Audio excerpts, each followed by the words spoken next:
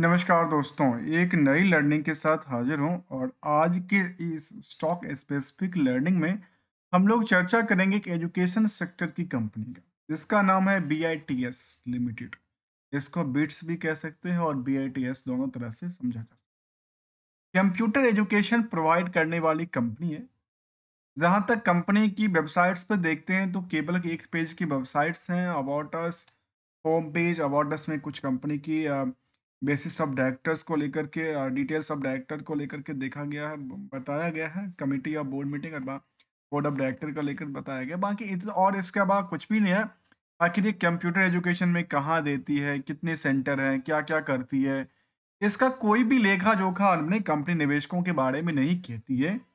But निवेशकों का list को देखेंगे तो चौकन्ना हो जाएंगे। जो एक छोटी सी कंपनी जिसका मार्केट कैप करीब 300 करोड़ भी नहीं टच किया है, हो सकता है 300 करोड़ को टच कर जाए, क्योंकि फिलहाल अभी हायर टू हायर के पास उन्होंने अपनी रेजिस्टेंस को क्रिएट किया।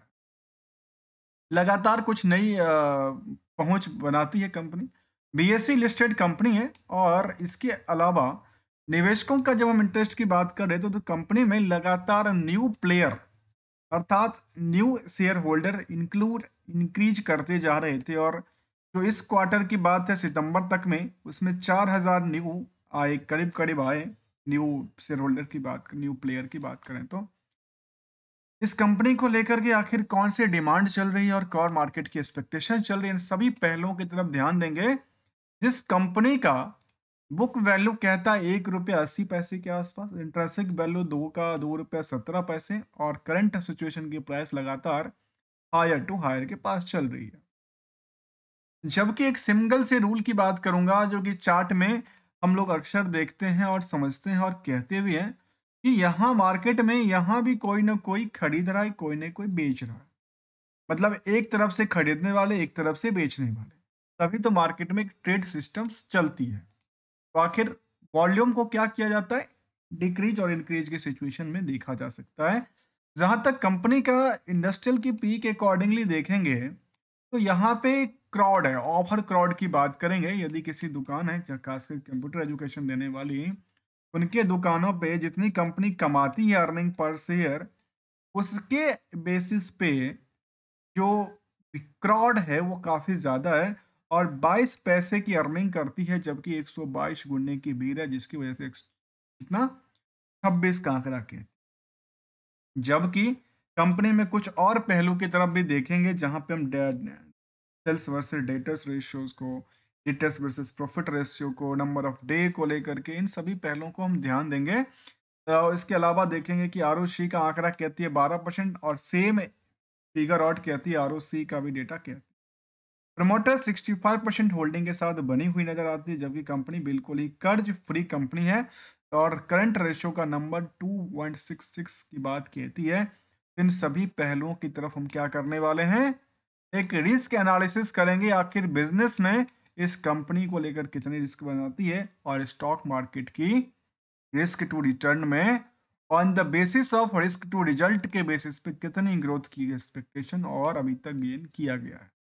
Company BITS is the bits is engaging in the business of in the imparts education in field of the art, commerce, science, computer software, computer hardware, business management, hotel management, engineering, and the technical education, and it is a innovative field that may be useful की बात उन्होंने कही है। चलिए अब आते हैं इनकी डिटेल्ड की तरफ, जहाँ पे रिस्क के लेकर के हम एनालाइज करेंगे। कंपनी में रिस्क के बेसिस पे यदि हम रिटर्न की भाव को देखें, पिछले एक महीने में 47% की इनकी स्टॉक परफॉर्मेंस क्या किया है, ग्रो किया है। वैसे ही 6 महीने में करीब 866% और लास्ट एक साल में करीब 2300% से ज़्यादा की ग्रो का हिसाब किताब कहता है और 5 सालों में 7500% के हिसाब, अर्थात केवल और केवल 35 पैसे की स्टॉक थी आज से 5 साल पहले और ये आज के टाइम में ₹26.39 के आसपास कर, जहाँ पे 7000% की मूव उन्होंने दिखाई है। जहां कंपनी में केवल और केवल 7 एम्प्लॉय की बात इन्होंने रखी है। मुझे लगता है कि इनका डेटा अपनी कंपनी को देना चाहिए कि आपके पास कितने कितने एम्प्लॉय हैं एक्चुअल में, जिनका आपने पीएफ, ईएसआई और बाकी कुछ स्टाफ नंबर की बात की, क्योंकि ये भी एक लेखा जोखा होना चाहिए कि आखिर कंपनी में इतना इन्वेस्टमेंट के बेसिस पे कितने लोगों का रोजगार मिला हुआ नजर आए। क्या डायरेक्टली की बात करें और इनडायरेक्टली की यदि डिसीजन देख के बताती है चार्ट बेसिस पे, तो बेटर हो सकता है। रिजल्ट पॉइंटेड व्यू से 24 तक की रिजल्ट अपडेटेड है और कंपनी ने रिजल्ट को लेकर के आंकड़ा देती है कि यहाँ से लेकर के हमारी जो सेल्स है वो सेम रेंज में करती नजर आई है, जहाँ पे 29% तक की हम ग्रो करते हैं और नेट प्रॉफिट मार्जिन में 5% के आसपास गिरावट दर्ज। जबकि एनुअली डेटा 2024 में एक लंबी प्रॉफिट बुकिंग की आसार पे करीब करीब देखा गया कि 4000% के नियरली इन्होंने नेट इनकम और नेट प्रॉफिट मार्जिन की बात रखी है। आखिर ऐसा क्या हुआ कि उनकी सेल्स से ज्यादा इनकी प्रॉफिट जनरेट हो? चलिए उनकी हम नंबरों में डिसाइड समझने की कोशिश करते हैं। तो नंबरों को देखा गया तो कंपनी का खुद का भी कारोबार है, 27 लाख कहता है, और होली ऑन डेटा भी 27 लाख का, 27 लाख। कंपनी पूरे के पूरे साल क्वार्टर में 27 लाख की कारोबार करती है और 27 लाख में से 2 लाख रुपया प्रॉफिट हुआ। 22% के आसपास की ऑपरेटिंग प्रॉफिट मार्जिन यहाँ पे लास्ट क्वार्टर की बात कही है। और यदि कंपेयर करते हैं पिछले पीरियड से, तो गिरावट से लॉस टू प्रॉफिट कन्वर्ट हुआ, 1 लाख से 2 लाख कन्वर्ट हुआ। जबकि यदि क्यू आर क्यू के बेसिस पे कंपेयर करें तो वहां भी अच्छी थी, लेकिन प्रॉफिट को लेकर के यहाँ चिंता की बात छाई रही है। Last year on year basis के डेटा को देखेंगे तो कंपनी के पास जो मैनेजमेंट ने अपनी कारोबार को बढ़ाई है, तो वो करीब 1 करोड़ तक इनकी टर्नओवर पहुंचती हुई नजर आती है लास्ट 12 महीने में। और इस 1 करोड़ में कंपनी के पास 2 करोड़ 42 लाख का प्रॉफिट बुकिंग कर। आपको कुछ अजीबो गरीबो नहीं लग रहा है कि अच्छा, कंपनी तो कारोबार किया नहीं तो फिर कंपनी के पास 2-2.5 करोड़ की प्रॉफिट कहाँ से आई? आखिर ऐसा क्या हुआ? दोस्तों देखा जाए, यदि हम सही मायने में इसको देखें, हमारे समझ में खुद ही नहीं आता। क्यों नहीं आया पता है? हमारे समझ में खुद ही नहीं आया यहाँ पे जो आखिर दुनिया ने इतना प्रॉफिट बनाई कैसे। अब देखिए कैसे इन्होंने 2024 के दौरान में 2 करोड़ 31 लाख का other source of income book किया, जो कि इनका कोई सेम रेंज कभी देखने को नजर नहीं आई कि भाई 2 करोड़ इनकम कहाँ से जनरेट कर रही है। और इसके बेसिस पे उन्होंने दर्ज किया कि हमारे पास 2 करोड़ 41 लाख का प्रॉफिट। जबकि रिस्क फैक्टर को देखें तो 4 दिन के लिए कहती है, कोई रिस्क फैक्टर की बात नहीं थी, रिस्क फ्री है। बैलेंस शीट की रिजर्व नेगेटिव इम्पैक्ट डालती है, तो बाकी कर्ज बिल्कुल फ्री है। कंपनी के पास एसेट्स भी करीब 3 करोड़ की बात कहती है फिक्स को लेकर के। और निवेश को लेकर के कंपनी का भी देखा गया कि 4 करोड़ से ज्यादा कंपनी ने इन्वेस्टमेंट करके रखा। 13 करोड़ से ज्यादा इनके पास उधार और अदर एसेट्स की सिचुएशन बनती है, जहां उधार भी करीब करीब इनके पास कितना कहती है, करीब 5 लाख रुपए की कहती है। उसमें कोई बहुत बड़ी क्या थी, बड़ी हलचल नहीं थी। क्यों? क्योंकि 27 लाख की यदि सेल्स कर रहे तो 5 लाख उधार हो सकता है। 4-5 दिन में कहते हैं कि पैसा आता है तो आ जाना चाहिए। अब यदि हम केबल और केबल बैलेंस शीट की फिगरों को देखें, हमारे समझ में आया कि कंपनी अपनी एसेट्स और लायबिलिटी को बढ़ाने में कौन सी कसर की बात करती है। 12% वो अपनी लायबिलिटी इंक्रीज कर रही है, तो 13% से ज्यादा पिछले साल से अपनी एसेट्स को बढ़ाने में कामयाबी हासिल किया। मतलब उनको कोई बड़ी तो क्या रैली नहीं कह सकते, क्योंकि उन्हें बराबर की आसपास की आंकड़ा की। यदि हम शेयर होल्डिंग पैटर्न को देखें तो 24,000 से ज्यादा निवेशक इस कंपनी में, और पब्लिक में कोई भी 1% ज्यादा होल्डिंग नहीं बना के बैठा। जबकि पिछले सालों की डेटा को देखें तो सेल्स लगातार बढ़ोतरी है, प्रॉफिट में लगातार 1613% तक की जंप करती है। स्टॉक प्राइस सीजीआर में करीब 2300% से ज्यादा की हलचल देखने को मिला।